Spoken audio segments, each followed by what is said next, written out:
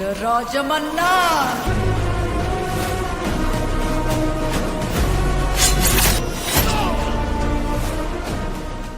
వాడు తప్ప ఇంకెవ్వరూ దాన్ని ఆపలేరు.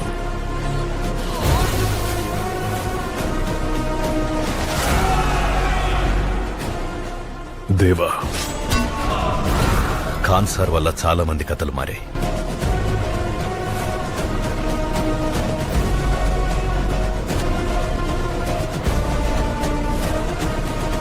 భారత యుద్ధంలో అర్జునుడి కన్నా గొప్ప వీరుడు ఎవరైనా ఉన్నారా అని అడిగితే అందరికీ గుర్తొచ్చే పేరు కర్ణుడు.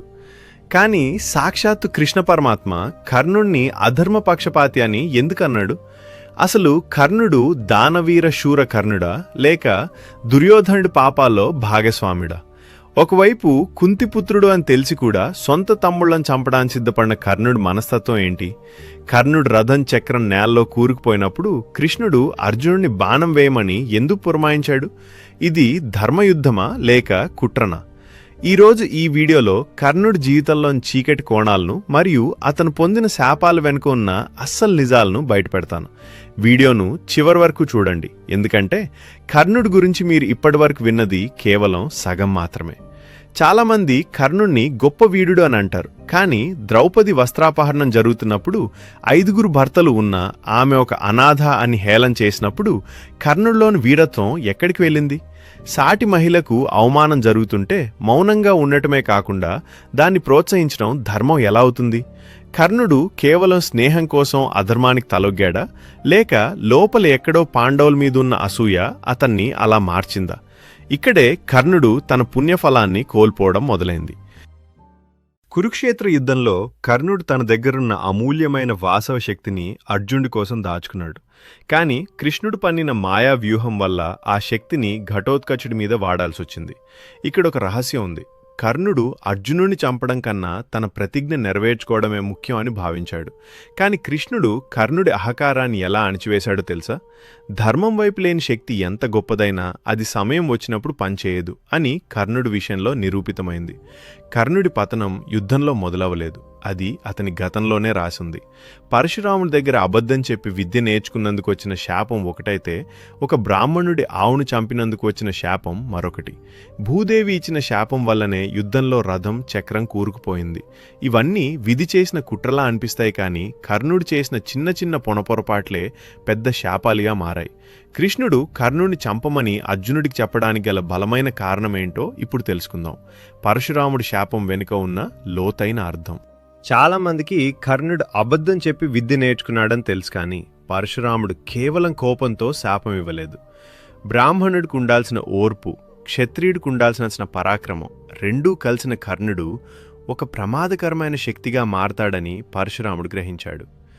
అధర్మ పక్షానున్న కర్ణుడికి ఆ విద్య గుర్తుంటే ధర్మస్థాపన అసాధ్యమని భావించే ఆ బ్రహ్మ అస్త్రాన్ని మర్చిపోయేలా శాపమిచ్చారు. ఇది విధి కాదు, ధర్మరక్షణ కోసం జరిగిన ఒక వ్యూహం. యుద్ధానికి ముందు కృష్ణుడు కర్ణుడి వద్దకు వెళ్ళి, నీవు కుంతి జ్యేష్ఠ పుత్రుడివి, పాండవుల పక్షాన చేరితే నీవే చక్రవర్తివవుతావు అని ఆశ చూపిస్తాడు. కానీ కర్ణుడు దాన్ని తిరస్కరించాడు. ఇక్కడ కర్ణుడు గొప్పవాడిలా కనిపిస్తాడు, కానీ అసలు విషయం ఏంటంటే తనకున్న అహంకారం వల్ల, అర్జునుని చంపాలనే పంతం వల్లే ఆ అవకాశాన్ని వదులుకున్నాడు. ఒకవేళ కర్ణుడు అప్పుడే పాండవుల వైపు వచ్చుంటే కురుక్షేత్రం జరిగేదే కాదు, కానీ విధి కర్ణుణ్ణి దుర్యోధనుడితోనే ఉంచింది. దానం చేయడం గొప్ప విషయమే కానీ ఎవరికి దానం చేస్తున్నాం అనేది ముఖ్యం. ఒక దుష్టుడికి శక్తిని దానం చేయడం వల్ల అది లోకానికి కీడు కలిగిస్తుందని కర్ణుడు గ్రహించలేకపోయాడు. అందుకే కృష్ణుడు కర్ణుడు పుణ్యఫలాన్ని కూడా దానంగా అడిగి తీసుకున్నాడు. ఎందుకంటే కర్ణుడి దగ్గర పుణ్యబలం ఉన్నంత వరకు అతన్ని చంపడం ఎవరితరం కాదు. ఆ పుణ్యం కూడా అధర్మానికి బలం. ఇంద్రుడు కర్ణుడి కవచకుండలాలను దానంగా అడుగుతాడని సూర్యదేవుడు ముందే హెచ్చరిస్తాడు. కాని కర్ణుడు తన కీర్తి కోసం ప్రాణాల కంటే ముఖ్యం అని భావించి వాటిని దానం చేస్తాడు. ఇక్కడ కర్ణుడు తన కర్తవ్యం కంటే తన ఇమేజ్కి ఎక్కువ ప్రాధాన్యత ఇచ్చాడు. ఒక యోధుడు తన రక్షణను వదులుకోవడం అనేది తన మీద ఆధారపడిన సైన్యాన్ని మోసం చేయడమే అవుతుంది. ఈ పాయింట్ నీ వీడియోలో హైలైట్ చేయ మిత్రమా. ఘటోత్కచుడు చనిపోయినప్పుడు పాండవులు ఏడుస్తుంటే కృష్ణుడు మాత్రం రథం మీద నాట్యం చేస్తూ సంతోషిస్తాడు. ఎందుకంటే కర్ణుడి దగ్గర ఉన్న శక్తి ఆయుధం అయిపోయింది. ఇప్పుడు అర్జునుడు సురక్షితం అని కృష్ణుడు నవ్వుతాడు. ఒక తండ్రికి తన కొడుకు మరణం కన్నా తన శిష్యుడి గెలుపు ముఖ్య అని కృష్ణుడు భావించాడంటే కర్ణుడు ఎంతటి ప్రమాదకరమైన వీరుడో అర్థం చేసుకోవచ్చు. చాలామంది కర్ణుణ్ణి కుల కారణంతో ద్రౌపది తిరస్కరించిందని అనుకుంటారు. కానీ అసలు రహస్యం ఏంటంటే కర్ణుడు విల్లు ఎత్తినప్పుడు అది సామాన్యమైన విల్లు కాదు. కర్ణుడు లక్ష్యాన్ని ఛేదించగలడని తెలిసినా ద్రౌపది అతన్ని ఆపడానికి కారణం ఉంది. ఆమె అయోనిజ అంటే అగ్ని నుండి పుట్టింది. ఆమెకు తన భవిష్యత్తు తెలుసు.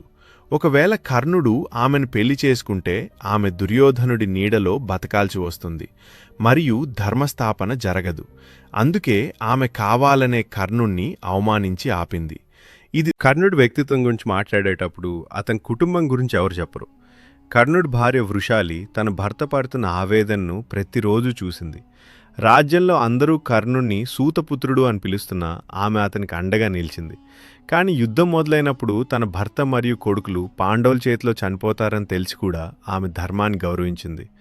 కర్ణుడు కేవలం బయట ప్రపంచానికే కాదు, తన ఇంట్లో కూడా ఒక ఒంటరి పోరాటం చేశాడు. కురుక్షేత్ర యుద్ధం మొదటి 10 రోజులు కర్ణుడు యుద్ధం చేయలేదు. దీనికి కారణం భీష్ముడు. భీష్ముడు కర్ణుణ్ణి అర్ధరథుడు అని అవమానిస్తాడు. కానీ దీని వెనుక భీష్ముడికి ఒక పెద్ద ప్లాన్ ఉంది. కర్ణుడు యుద్ధంలోకి వస్తే పాండవులను చంపేస్తాడని ఇస్తాడని భీష్ముడికి తెలుసు. అందుకే కర్ణుడిని రెచ్చగొట్టి యుద్ధానికి రాకుండా చేశాడు. తద్వారా పాండవుల ప్రాణాలను కాపాడాడు. అంటే భీష్ముడు కూడా కర్ణుడి శక్తికి లోపల భయపడ్డాడు. యుద్ధం ముగిసిన తర్వాత కర్ణుడు తన అన్న అని తెలిసిన ధర్మరాజు కుప్పకూలిపోతాడు. ఒక అన్నం చంపి ఈ రాజ్యాన్ని ఏలాలా అని ఏడుస్తాడు. అప్పుడే ధర్మరాజు స్త్రీజాతి మొత్తానికి ఒక శాపం ఇస్తాడు. ఇకపై ఏ స్త్రీ కూడా ఏ రహస్యాన్ని దాచలేదు అని శపిస్తాడు. ఎందుకంటే కుంతి ఆ రహస్యాన్ని దాచడం వల్లే ఈ మహావినాశనం జరిగింది. కర్ణుడి మరణం పాండవుల విజయానికి గుర్తు కాదు, వారి జీవితాంతం వెంటాడే ఒక తీరని వేదన. కర్ణుడు చనిపోయే ముందు కృష్ణుని ఒక కోరుతాడు. నా అంత్యక్రియలు ఎవరూ లేని చోట పవిత్రమైన స్థలంలో చేయమని అడుగుతాడు. అప్పుడు కృష్ణుడు కర్ణుడి శరీరాన్ని తన అరచేతి మీద ఉంచుకుని దహన సంస్కారాలు చేశాడు అని కొన్ని పురాణాలు చెప్తున్నాయి.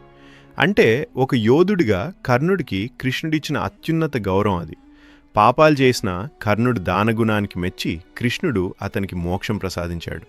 ఈరోజు మనం కర్ణుడి జీవితంలోని వెలుగు చీకటి కోణాలను చూసాం.